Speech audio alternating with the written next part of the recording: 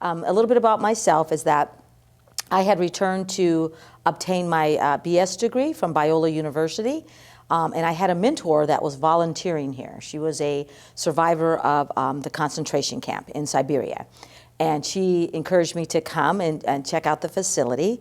I was not wanting to do that at all. I'll just be quite honest with you.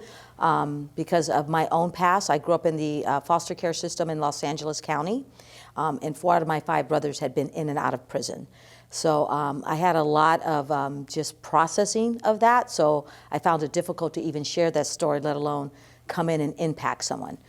Needless to say, I did come with her one time, and when I came and I saw so many young kids here, it lit a flame in me to the point that I decided that it was best for me to step down from my corporate job and quit altogether and come in and volunteer. I started off volunteering here. I want to say 2003, around 2003, 2004.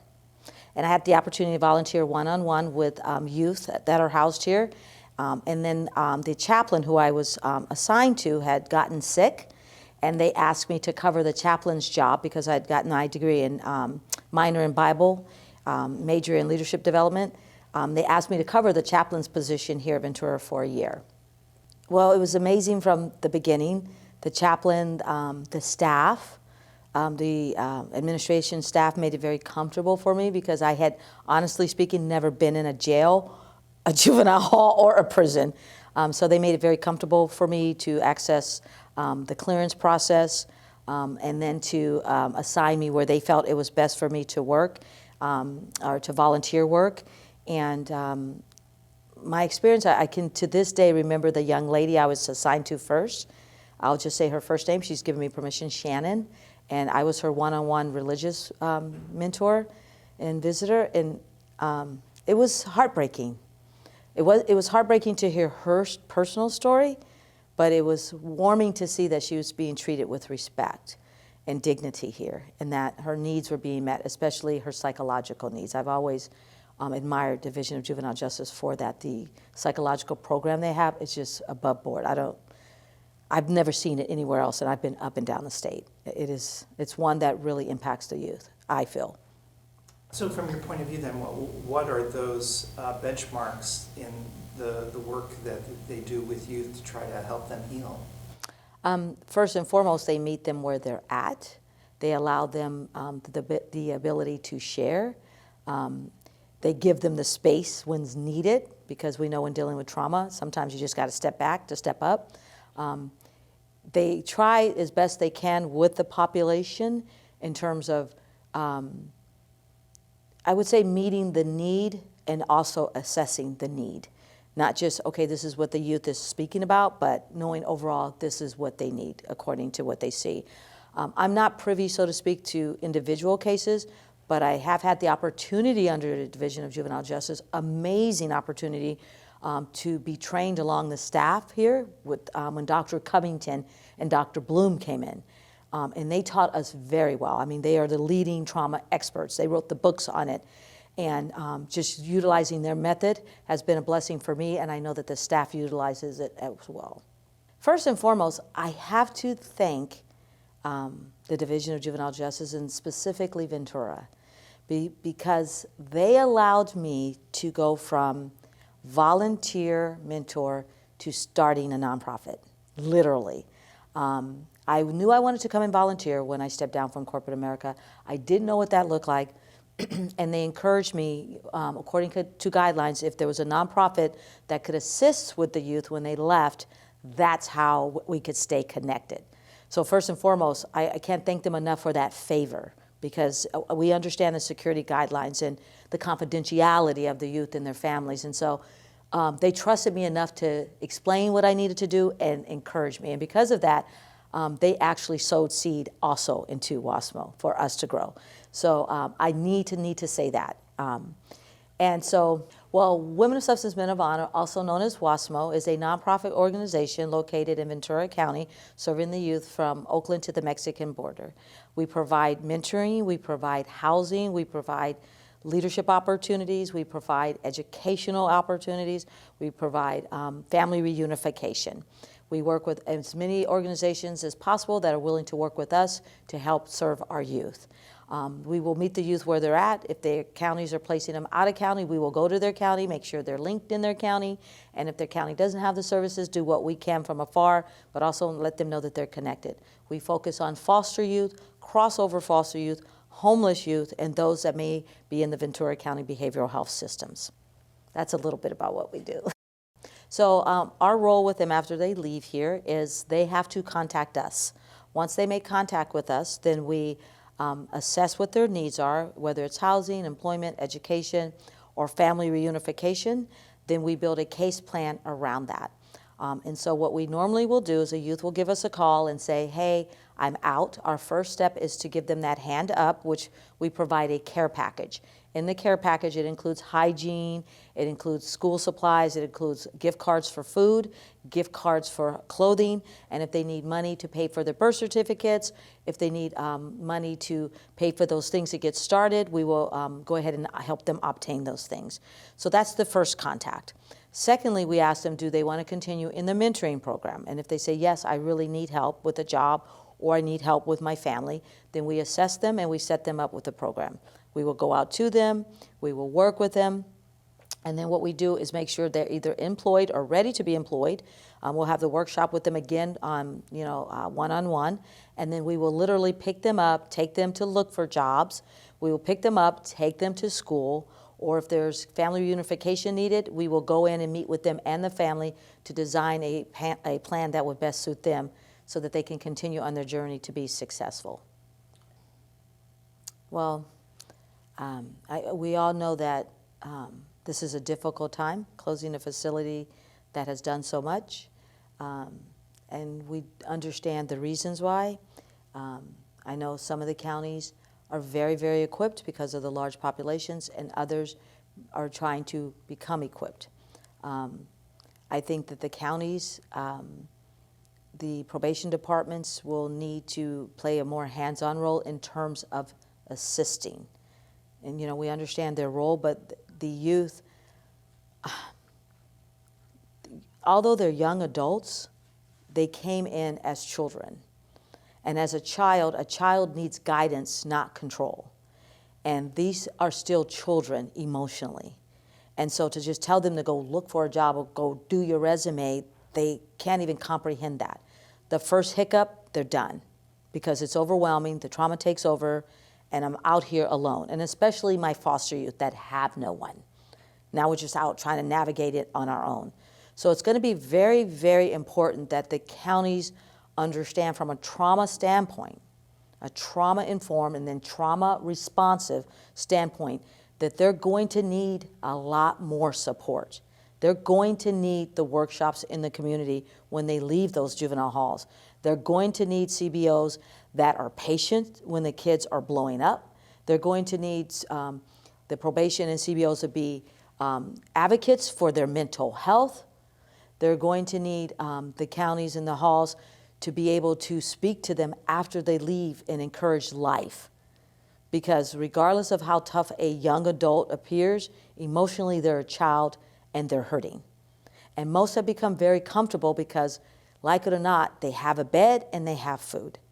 And now we're telling them to go out on their own with little or no support and get a bed and get food. And so I'm encouraging them, to ensure they approach it from a trauma lens, and to know that that youth is going to need more help. They need more help. They're going to have to take them to the DMV. They're going to have to take a moment and take them to the employment or set up those workshops where the youth can go. And not just, okay, here's your sheet, now go over there and let me know how it goes. I'll give you a great example that I'll never forget. A youth that was sitting outside of McDonald's. And he called me and he said, Rosalinda, I'm a little lost here. And I'm like, you're lost because you are in the wrong area? No, I'm trying to determine, do I take that person's hamburger or do I go and try to find a job? I'm hungry. And I said, but you had an interview today. What happened? Well, I spilled punch on my shirt and I didn't know what to do. So I just left. It was to us, we go, oh, you spilled punch? Let me just button up my jacket. Now I'm good. Or let me turn my shirt inside out.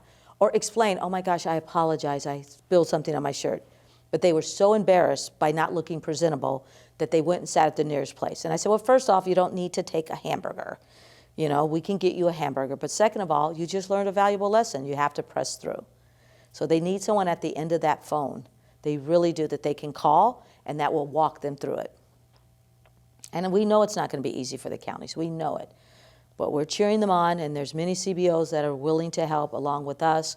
You know, and we know we can't help every kid, but we want to help the kid at the time that needs that help, and also help to connect them with other CBOs. We're not naive to understand reports that came out about DJJ. But I would say there needs to be balance in everything we do. I was not allowed to serve in a peace officer status, nor did I want to. But I respect that status. I respect that we are visitors, not residents, that we have an opportunity to see the things that we're supposed to see, not all that happens. It's like a child in a home when they have a bad day. We don't want people to see our children melting down. We want to do everything we can to pick them up, love them, and set them straight. So I totally understand the position of how many have felt that could have been or have written that things could have been done differently. But from the lenses that I see, the lens I see coming in here, I have never, ever seen anyone beat down. I have never, ever seen anyone mistreated to the point that they felt less than. What I have been encouraged to do, serving on so many committees, including the CAC, bringing in Bank of America, bringing in Chase Bank, bringing in Homeboys, Target, I have always felt welcome here. I've always felt that any of our community partners were welcomed here.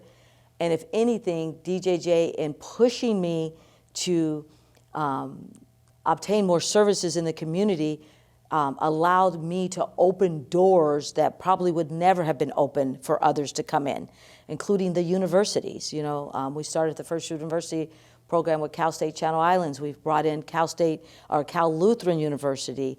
I've watched the college program grow. And so I think for DJJ, what I want it to be remembered as in the history books, as while there is custody and control, there was also we were the #1 facility in opening up to the community. At one time, when I had come in here and there was just CAC and WASMO, just me being the only volunteer with WASMO, we had a fair where I brought in 25 corporations and organizations. That is what I want DJJ to be remembered as an opportunity to bring others in, to partner with the young adults and the staff to make it a better tomorrow when that young person is released, that young person has hope, and that a community is being restored. Yeah, I'm just concerned of the closure. And every time I think deeply about it, I have to not think about it. I'm concerned about what's going to happen to our young people, because they were taken care of well. We were able to connect so many services to them and organizations and corporations where they were hired with them.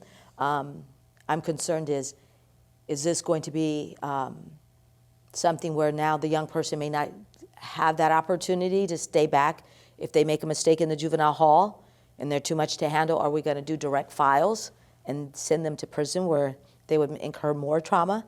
Because I've taken some of those kids that have come out of prison, unfortunately, that went to prison after DJJ, and it's not a pretty picture for them. So that's the emotion and passion you feel.